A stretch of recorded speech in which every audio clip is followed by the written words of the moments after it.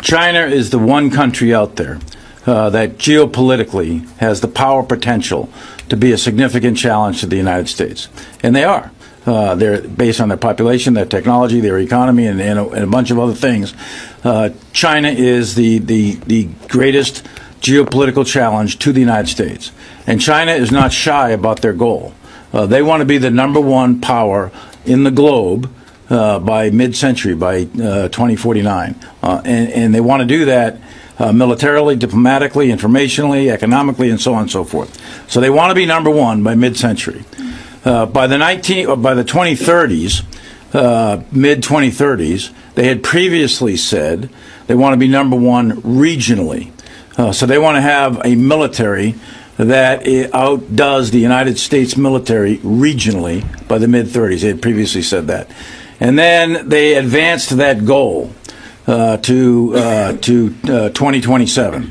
So they advanced that goal in, I think it was 2-party Congresses ago or 1-party Congress ago. And what they have said is that they want to be the equal to or superior militarily to the United States. That's only 5 years away.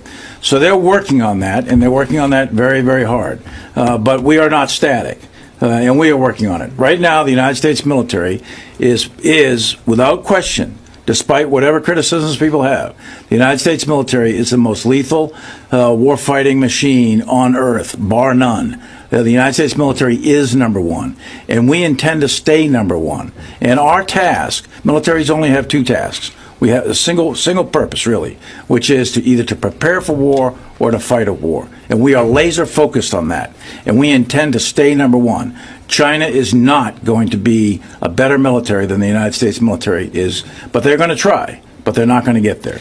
We will be #1 5 years from now, 10 years from now, and 50 years from now. We are not going to let China take #1. They have made gains in a wide variety of areas, in cyber and space and land, sea, and air. So a peasant army of largely infantry-based. When I was commissioned in 1980, that's kind of what Deng Xiaoping had when he made his reforms. So he had a very large, dismounted infantry, peasant-based army, more or less. They had some tanks, but not much. And then they got rich. They made a massive amount of money with a 10% rise overrun and dropped down to 7%. Maybe it's going to come down to 3 or 4%. But the GDP allowed them to buy a military. And they believe that it's their day in the sun. They believe it's, once again, time for the Middle Kingdom to be #1. So that's what they're shooting for. And we are not going to allow that to happen. The United States military is #1 now, and we are going to be #1 5 years from now. 2027 is not going to be the date that China becomes #1, and we're going to stay #1 the entire time. And as long as we remain #1, then we will deter the war that people worry about, a great power war between China and the United States. As long as we have the military capability, we have the will to use it, your adversary knows it, then you'll deter that war. But the key is to have the military capability, and we intend to stay #1. China is the one country